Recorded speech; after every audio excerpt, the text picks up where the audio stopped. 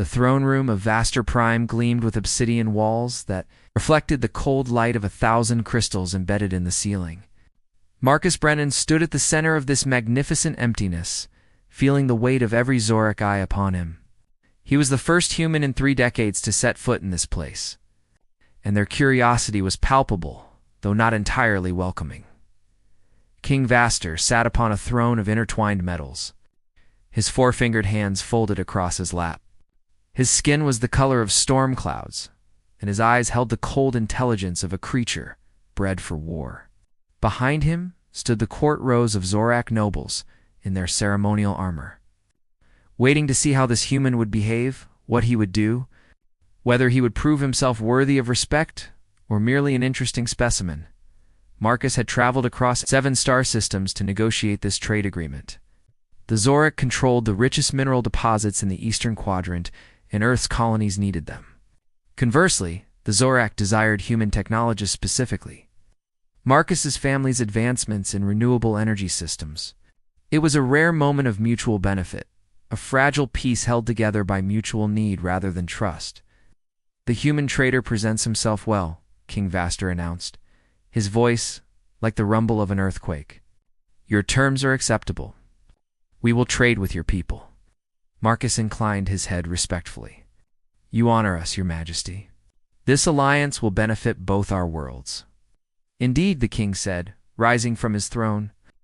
But an agreement between peoples requires more than paper and signatures. It requires gesture, symbol. Therefore I have prepared a gift for you, something rare and valuable, something that demonstrates our commitment to this new friendship. Marcus felt a flutter of unease in his chest. He had studied Zorak customs extensively before arriving. Gifts from kings were never simple gestures.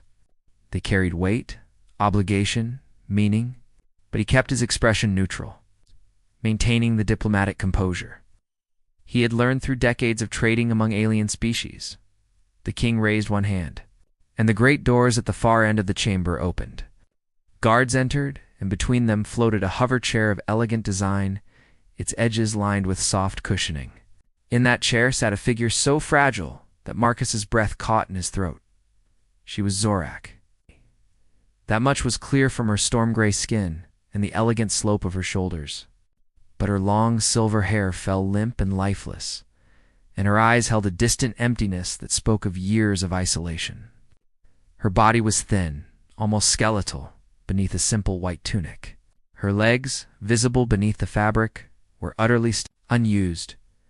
We Zorak do not trade in gold or currency, King Vaster continued, descending the steps of his throne with slow, deliberate movements. We deal in strength, power, conquest. But you have asked us to consider peace, to consider that perhaps there are things more valuable than dominance. So we offer you something rare, something that has become useless to us. The girl in the chair made no movement, no sound. She simply stared ahead as if the world around her had ceased to exist. This is Kessa, the king said, gesturing to her with mild disdain. Once, she held promise. Her bloodline is pure. Her mind is sharp weed, tested it thoroughly. But her body betrayed her, and with it, her purpose. She cannot walk.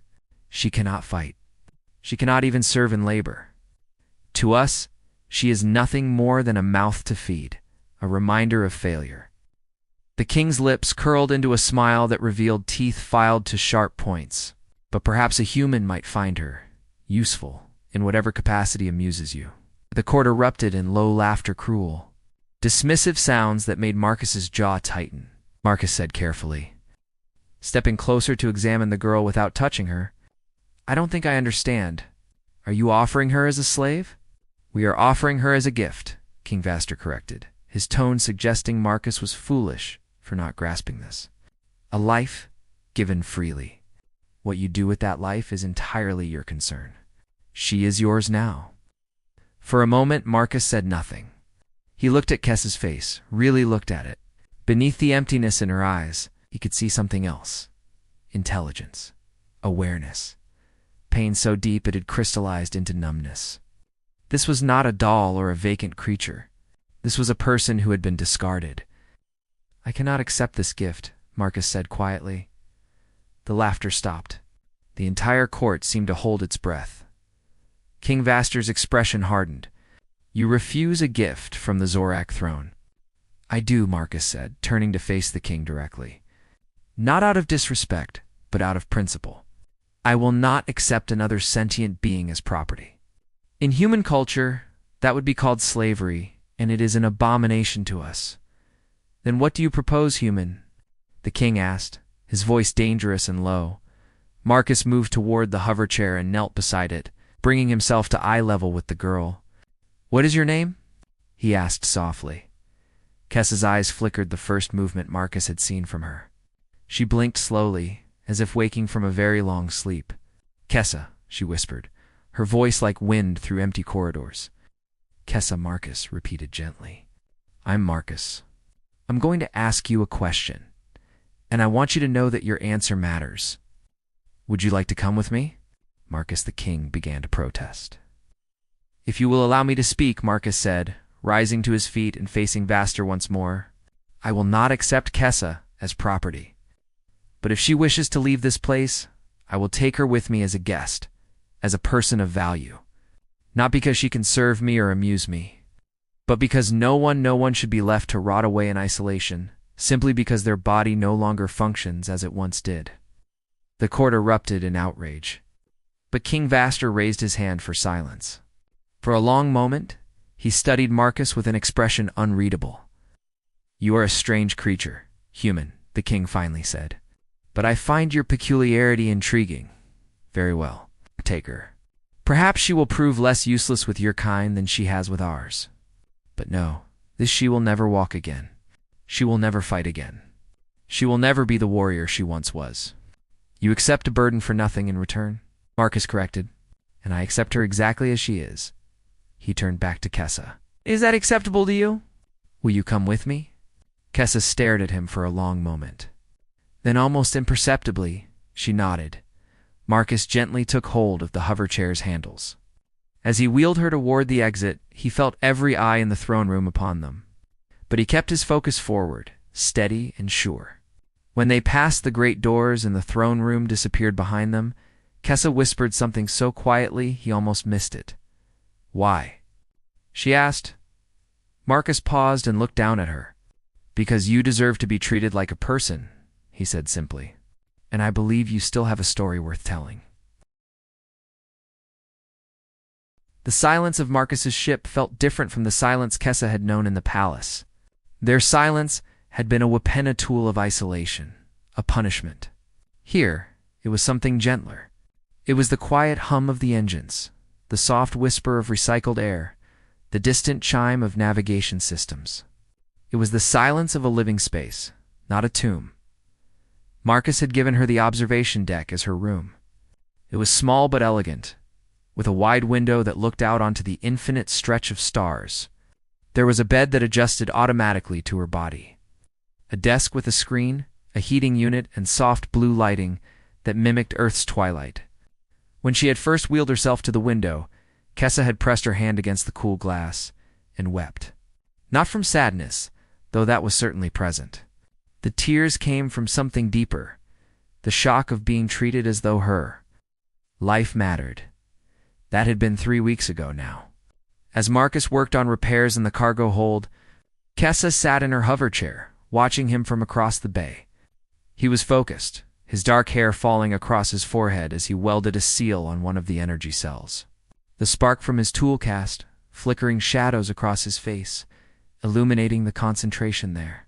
He was beautiful in the way humans could be, purposeful, present, alive in ways that felt almost alien to her after so many years of emptiness. He had never once looked at her with pity. That was what she appreciated most. The crew members she had glimpsed during their departure from Zorak Prime had stared at her with a mixture of confusion and distaste. But Marcus simply treated her like a person. He asked her opinion on the food he prepared. He showed her how to operate the ship's entertainment system. He read to her from his personal collection of Earth literature. His voice warm and steady as he described places he had lived, people he had known, the strange beauty of a planet with oceans and rain and life that had never been engineered for war.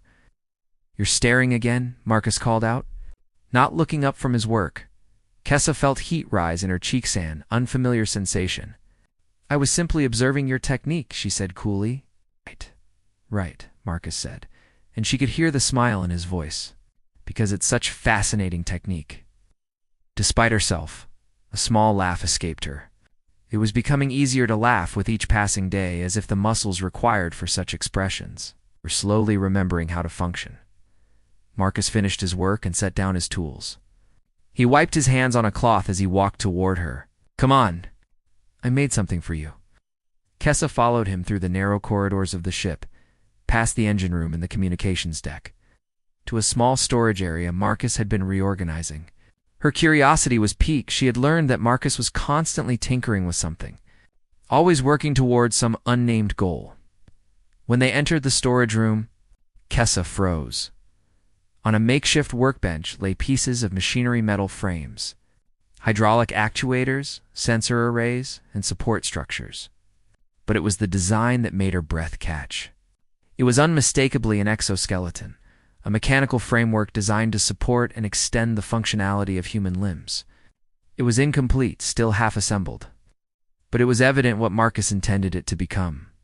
Kessa turned away abruptly, her hands gripping the arms of her chair so tightly her knuckles turned white. "No," she whispered. "Kessa, I said no," she repeated, louder this time. Her voice carried all the anger and shame and fear that she had been suppressing for weeks. "I don't want your pity projects, Marcus. I don't want you to waste your time trying to fix me. I am what I am, broken, useless. That is the truth that the Zorak understood far better than you ever will." Marcus was quiet for a moment. When he spoke, his voice was steady and calm. "That's not what this is." "Then what is it?" Kessa demanded, finally turning to face him. "Charity. Some kind of game to make yourself feel better about rescuing a broken alien princess?" "It's hope," Marcus said simply. He moved closer, crouching down so he was at her eye level. "Kessa, do you know what I see when I look at you?" "A burden," she said bitterly. "I see someone who survived when others would have given up. I see someone whose mind is sharp and brilliant, whose spirit is stronger than steel, even if your body has been through trauma. I see someone worth fighting for, worth believing in." Kessa's throat tightened. "You don't understand what I was," she whispered.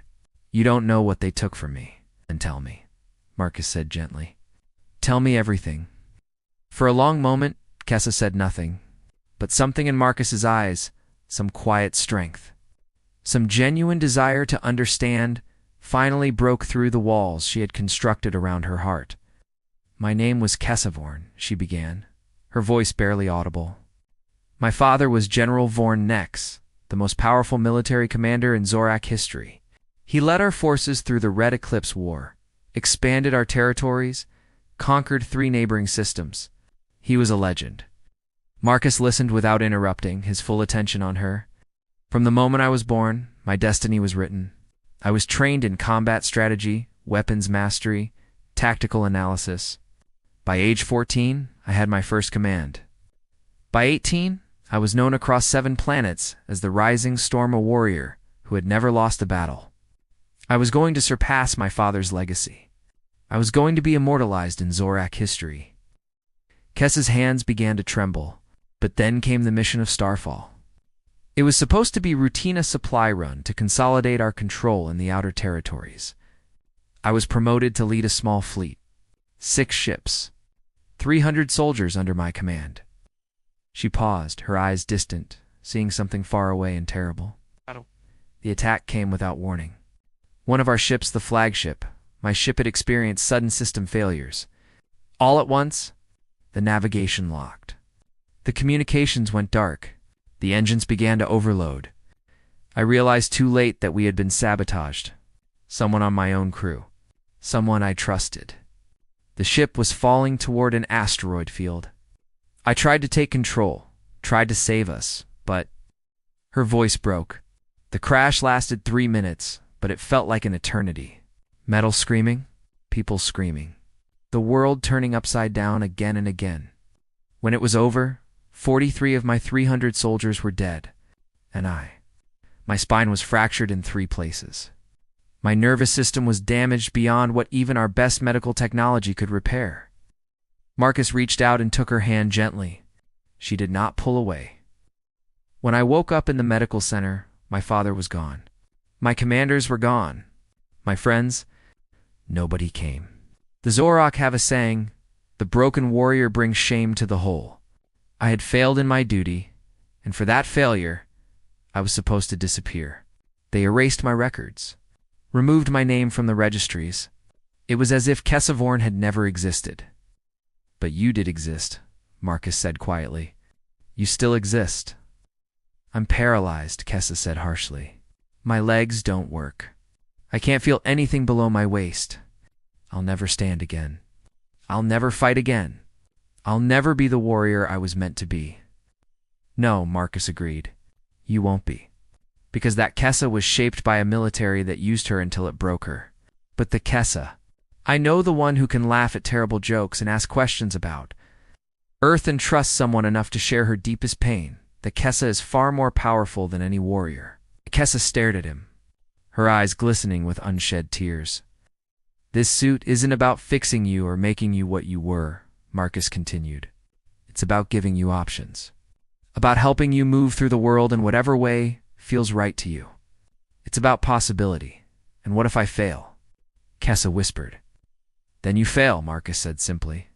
"And we'll try again. Together." That night, long after Marcus had fallen asleep, Kessa wheeled herself back into the storage room. She looked at the incomplete exoskeleton for a long time, her hand reaching out to touch the smooth metal frame. She thought about everything she had lost, everything that had been taken from her, but for the first time in years.